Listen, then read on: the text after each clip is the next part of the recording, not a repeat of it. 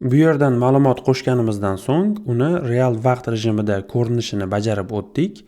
Endi ma'lumotlarni olish, qo'shish va o'chirish qismiga ham yetib keldik. Demak, delete button bosilganda shu ma'lumot bu yerdan o'chib ketishi kerak. Buning uchun bizga albatta o'sha ma'lumotning ID'si va bu yerga o'tadigan bo'lsak, read data qismidan chiqib, endi add and manage data ga qaytamiz va bu yerda delete data nomli bo'lim bor. Shunga kiramiz. Ma'lumotni o'chirish juda ham oson. Bu yerda delete documents qismida bitta ma'lumotni o'chirish uchun mana bu yerda qisqacha funksiya berilyapti. Demak, biz bu yerdagi doc hamda delete doc funksiyalaridan foydalangan holatda ma'lumotlarni o'chirsak bo'lar ekan. Keling buni kopiya qilib, birinchi Firebase Firestore dan import bo'lyapti. Mana shuning uchun biz ham Firebase Firestore dan uni import qilib olamiz. Import bo'ldi. Endi handle submit bizda yangi ma'lumot qo'shish. Bu yerda esa ma'lumotni o'chirish. Delete data. Yangi funksiya ochamiz. Const delete document. Delete doc deyolmaymiz, chunki tepada biz Firebase Firestore dan delete doc nomli funksiya olib keldik. Mana shuning uchun bu yerda men u nomni qayta ishlata olmayman. Bu yerga esa bizga ID kerak bo'ladi. Ya'ni delete docni chaqirib, unga ID beradigan bo'lsak, u shu IDli ma'lumotni o'chirib yuborishi kerak.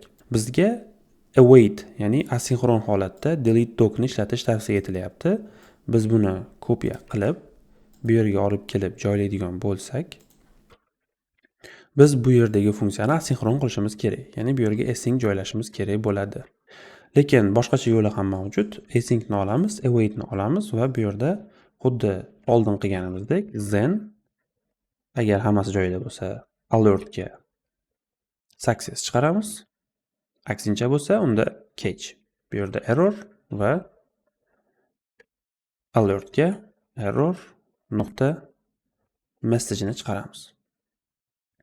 Bizda delete bo'lganida birinchi transactions so'ralyapti. Ya'ni cities bu bizdagi transactions collection'i hisoblanadi.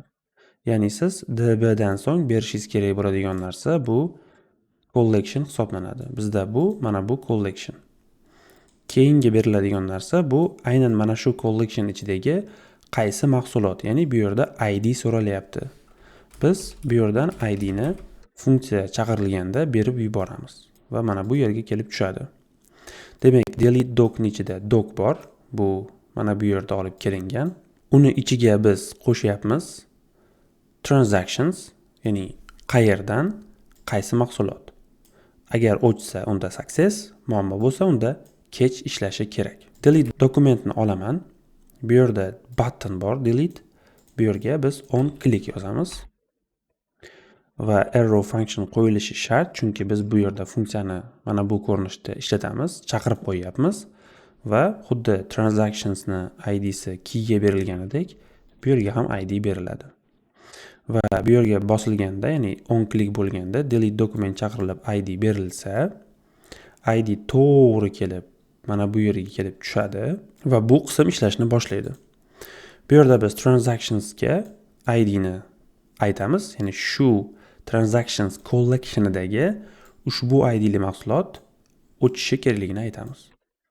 Va bu yerdan o'chib ketadi. Demak, bu yerga o'tib, sahifani bitta yangilab, ma'lumotlarni mana shu ko'rinishda o'chirsak bo'ladi.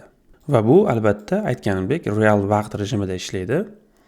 Misol uchun biz buni ekranning yarmiga, buni esa yarmiga qo'yib, konsolni yopib, biroz uzoqlashtiraman va bu yerda biroz bizga xalaqit berayotgan narsa alert. Shuni keling konsolga yozamiz. console.log va sahifani konsolni ham ochib qo'yaylik. Mana bu ko'rinishda yangilayman. Okey. Endi buni o'chiradigan bo'lsam, bu yerdan real vaqt rejimida o'chdi va bu yerda success chiqdi. Bu yerda buni o'chiradigan bo'lsam, bu yerdan ham sразу o'chyapti. Va siz ma'lumot qo'shadigan bo'lsangiz, misol uchun new mouth 300 va add. Bu yerda ham real vaqt rejimida qo'shilyapti. Okey, bizda ma'lumotlar real vaqt rejimida o'tishi va qo'shilishi ham sodir bo'ldi. Keyingi darsda ko'rishguncha